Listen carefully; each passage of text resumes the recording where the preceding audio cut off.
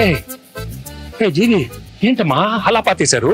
మా వైజాగ్ బీచ్ లో లోపల ఇసుక లోపల ఇలా ఏంటమ్మా? మ్యూజిక్ సిట్టింగ్ అని పిలిచారు సార్, పాతేశాడు సార్. ఈ అనిల్ చూస్తే వణికేచేస్తుందమ్మా. ఏదో ఒకటి అడుగుతాడు. నాకు తెలిసి పటాసప్పుడు బానే ఉన్నాడు సార్. మీరే బాగా ప్యాంపర్ చేశారు. నేను పాడతా దగ్గర నుంచి ఈయన్ని పాతేసే దాకా తీసుకొచ్చారు. సార్ సార్ సార్ సార్ ఏంటి ఏంటి ఏంటి సార్, సార్, సార్, అక్కడ చూడండి.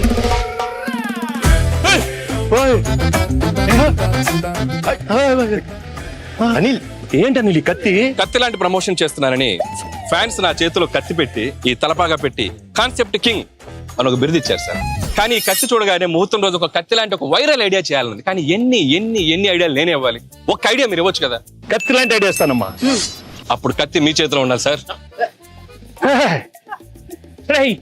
Can I know that idea sir? I want to, I'm very curious. All the best. Come on ideas. Yes, come on. Yeah, nice idea.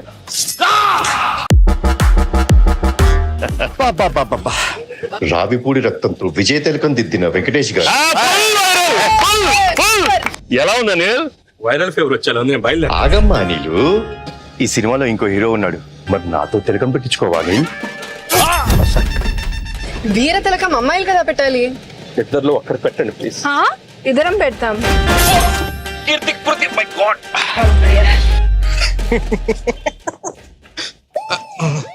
బాగా enjoy చేస్తున్నట్టున్నా. జీవి గారు breakfast.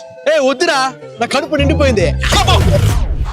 ఎంత Rayalaseema back drop అయితే మాత్రం మరీ అంత రక్తపాతం అవసరమా? మనది ఫ్యామిలీ బ్యాక్ డ్రాప్ ప్లీజ్.